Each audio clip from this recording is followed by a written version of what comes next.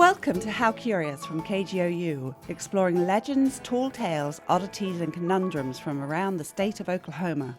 I'm Rachel Hopkin, and in this episode we have a very odd conundrum indeed. Just want to head right through there. Kendall's may help you. Sure, go ahead, sweetie. Kendall's restaurant has been a fixture of downtown nobles since the mid-1980s, and for most of that time, Kim Locke and Dee Downer have been co-owners. It's well known for its comfort food menu, including massive chicken fried steaks and cinnamon rolls which accompany every meal. When I visited, Kim took me on a tour of the place. This is what we call the kids' room because we used to have a toy area back here. We don't anymore since COVID, but that's what we call it. When we first began to really discover that we had something here, we had an area over here that had toys. And you would come in the morning and the toys would be all over the floor. And so I just thought that the staff was not, because we're supposed to take them back, run them through the dishwasher, bring them back. I thought they weren't doing that. Until one night, our alarm went off. I came back and I had closed up. I had turned all the lights off. I had locked everything up. I returned. All the lights were on in the entire building. And when I came back here, the toys were everywhere. Since then, when we have had OKPRI, this is the room that they get the most activity out of. OKPRI stands for Oklahoma Paranormal Research and Investigations, and we'll return to them shortly. First, I wanted to know if Kim had experienced ghostly happenings elsewhere in her life. I would say yes, I've always had no problem believing it, but I didn't think that was what was going on here. You know, when you think of paranormal activity, I think you think of something a little more spooky or sinister than toys being on the floor. But, as it turns out, it can look just like that. Okay, so this is one of the haunted back rooms, so let's go on. Show me more of the restaurant. All right. Originally, where these rooms were at one time a funeral home, a slaughterhouse. It was a number of things, but Stufflebeans built the grocery store. Okay, so Kendall's is basically on the site of what used to be a number of different buildings, and it's all incorporated into one building now. Yes, it's easy to get lost and get scared. Not for me, but for everybody else. Yeah, don't leave me on my own. Well, and it's dark in here when the lights are out, I can promise you. After the tour, Kim and I returned to the kids' room to chat. No tipping my water over, please. It's good to ask them. Please. I constantly ask them and talk to them. I commented to Kim that I found the idea of ghosts being around me scary, but she didn't feel the same. I did not find it scary. I find myself kind of protective of them, and they protect me also. What do you mean when you say they protect you? I don't really have a good answer for that, but I will tell you a story where they helped me. About a year ago, I was in here by myself, and I had the food in the oven. I remembered that I had forgotten something at the store. While I was at the store, I realized I had left the food in the oven, and there was no possible way it wasn't going to burn up. The whole way home, I'm thinking, what am I going to do? I'm going to have to redo this. I don't have time. I walk in, and the oven doors are both standing wide open, and the food is fine. Someone had opened the oven doors, which are extremely heavy. They're commercial ovens. There was no one in the building except for me, so I just said thank you very much. And there's no way you could have got mixed up about whether you'd left the oven on or the doors shut? Absolutely not. And there's no way I would have left those doors standing open like that with food in it. No, there's no way. It was an absolute gift. Dee and I often say that they help me and they don't help him. You can ask him about that. I'll talk to him about that. I was getting brewed iced tea started. Here's Dee Downer. Moved an urn over, started another one, went off, came back in, and both of the spouts were open and it was just pouring into the floor. And I'm like, well, it's nice that they're helping you, but man, they're making my life hard. It's like, golly. But after things like that, you know, you're just like, well, I guess we're here with other things going on.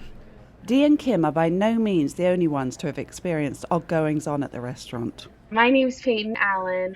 I worked at Kendall's for about 5 years, and there's a couple times whenever I was closing that I would be sweeping. Back then we would have silverware already set in our little packages.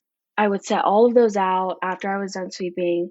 And there was one time I was going to dump my like dirty pan, and I came back and like there was about 4 tables where the silverware had just like completely flown off the table. There would be a lot of times where I would like hear my name being called like randomly. It would be like a whisper like in your ear. They would also like dump the pepper over, just like goofy stuff a kid would do when they're bored. The only one that I've experienced in front of you would be whenever they're tugging the back of your shirt, which is why I think that one of them has to be a kiddo, because they're trying to get your attention, but they're short, so that's where they would tug. My name is Michelle Goad, and I was a friend of Kim's daughter when we were kids. And I myself had been sitting in the back, and I saw a man. I kept hearing him over and over, just counting kind of quietly underneath his breath. And there was a lady that I saw walking through towards the kitchen area, and she was dressed kind of all in black, and she didn't look like a regular person. In a way, she was almost see-through. She was just kind of walking through the kitchen area, and I knew she wasn't supposed to be there. I had mentioned it, and everyone ignored it. Have you experienced paranormal activity elsewhere? No. Is it something you're able to accept? No. I am really still just taken aback a little bit. And they say that children's minds are just more open, and I'm wondering if that had to do with why I had the experience. But I've never been able to, fully digest that, yes, this really happened. That Michelle now believes that the old man and the woman in black that she saw as a child were ghosts is down to the work of OKPRI. My name is Christy Clark Powell, and I am the founder and director of Oklahoma Paranormal Research and Investigations. Our group has investigated hundreds of places throughout the years, and there are many places that we have gone to that we do not find anything at all. My name is Catherine Wickham. I'm the historian and an investigator with OKPRI. We try to disprove first. We have devices that help measure if there's electrical problems in the building. We came in with our equipment and an open mind and just spent time in each of the rooms, recorded some audio, and documented our personal experiences. Our audio recorders were actually able to pick up several EVPs, which stands for Electronic Voice Phenomenon, or Voices of the Dead. We had a couple of our members who were touched physically, just kind of that creepy feeling of also being watched when no one else was around. So we do feel like there is something going on at Kendall's. I'm a skeptic, but I've had a few experiences in several of our locations that I just can't explain. And one of them happened at Kendall's restaurant. We were making coffee, we were taking a break, and my back was to an area where I heard a really loud metal, sounded like something round that fell on the floor, and I have audio of that. Whoa! After it had happened, we were looking everywhere for the source. Nothing was on the floor, nothing was out of place, there was nothing metal in the area. And so that was one of my experiences. There were a couple of really pronounced figures there at Kendall's. Christy is a medium and told me that she was able to pick up on stuff even without the equipment. One of them was the banker. Remember that old man Michelle Goad saw as a child? He was in a pinstripe suit and had this little derby hat. His name was Theodore, and he was asking me about this bank. Where's the bank? And I told him I didn't know. I do believe with him that he was this owner of the bank across the street. There is a little girl that is seen there. Now think back to that kiddo that Peyton Allen described. She followed us around a lot and didn't say a whole lot about herself. Wanted to play, and we would catch her giggling, and we did get her recorded on audio. So this is one of the EVPs that Christy mentioned earlier. It's faint and you won't hear it if you've got anything else going on. But when I listen closely, I could pick up the sound of someone saying the word play. Then another one of the characters was this woman. She had told me her name was Margaret. Again, Michelle Goad introduced us to this character earlier. She was dressed in all black, and she was very pale. Sometimes when I see spirits, I'll also see little visions of their life. And there was some sort of rejection or something that happened with her relationship.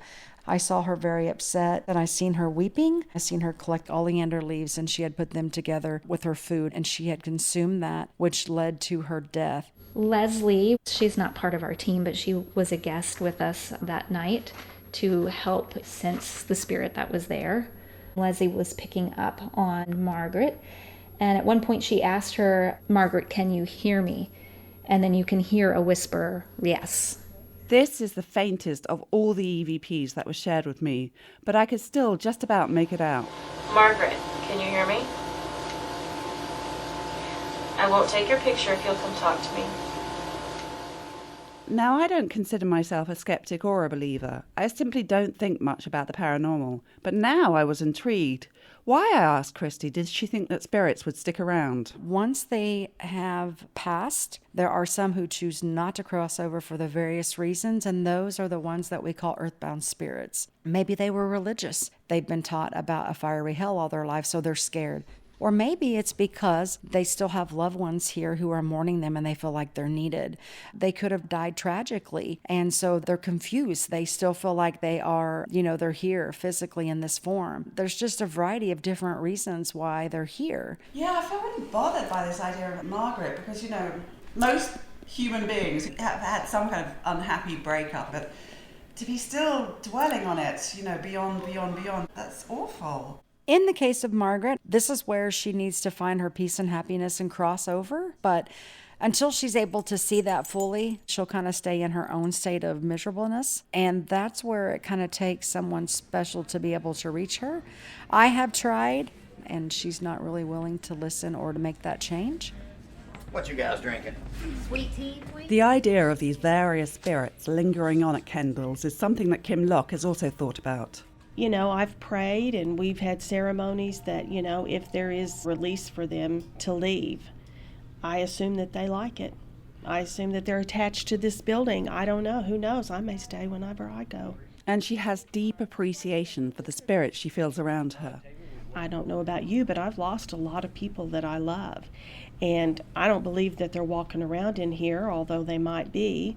But I do know that there is a connection to whatever happens after this. And that is comforting. That is beyond comforting. And I'm going to respect them and be grateful that I get to share their space. I do love Kim's way of looking at these things. Anyway, that brings this episode of How Curious to a close. The show is a production of KGOU Public Radio. It's produced by me, Rachel Hopkin, and the editor is Logan Layden. David Gray composed our theme music, and special thanks to Jeff Provine and Denise Clear. If you have an Oklahoma-related question, please email us at curious@kgou.org. Race might be a hot topic right now, but for so many of us, talking about race is nothing new. On the Code Switch podcast from NPR, we go beyond the headlines and we go deep. Listen now.